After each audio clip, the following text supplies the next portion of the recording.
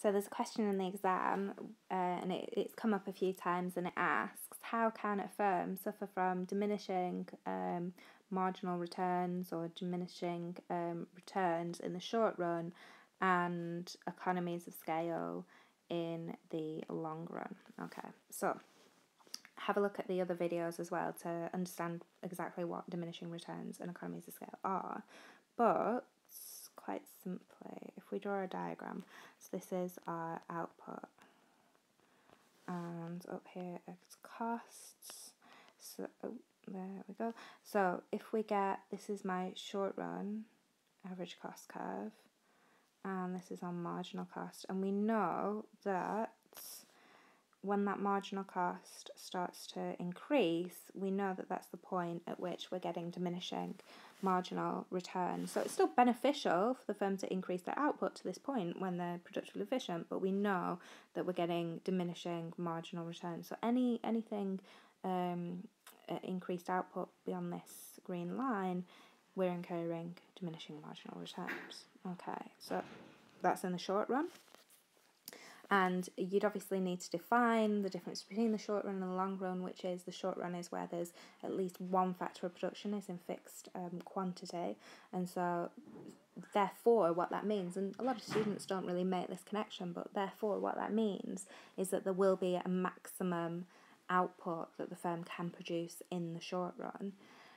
However, in the long run, they're not limited by that. I'll do this in a different colour so we can see. So we'd get a long run average cost curve that looks a little bit like this, and as long as they are on the point, they are at this side of the long run average cost curve, and by this side what I mean is that as output is increasing, average costs are decreasing.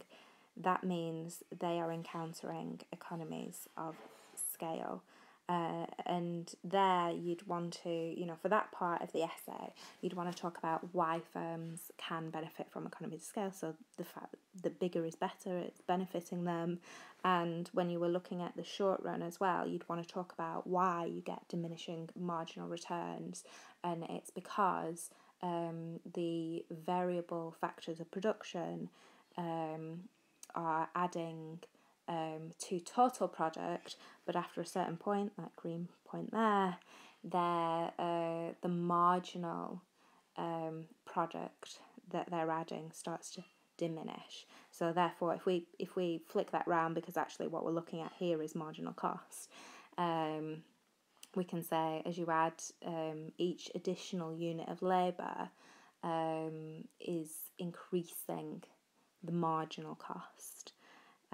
Or that the marginal cost of each additional unit of labour is increasing because, and it's purely because they're less efficient, really.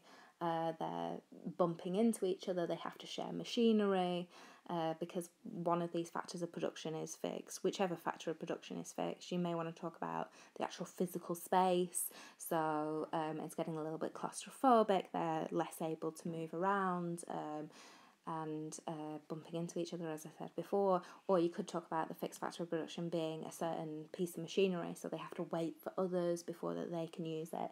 So again, less effective than the unit of labour before them. And again, if you add another unit of labour, the waiting time increases for each person as you get more and more congested. So that's the essay. What's very important is that you define and can distinguish between the short run and the long run. You can explain why diminishing marginal returns occur in the short run, link it to this diagram here. You could also do, you don't need to do the cost diagram, you could do the, this is another diagram within a diagram here, you could do the average product and the marginal product. Some students prefer to do it that way, with labour along the bottom, quantity of labour, and up the side it would be output. Some students just find it much more easy to kind of explain it in that way.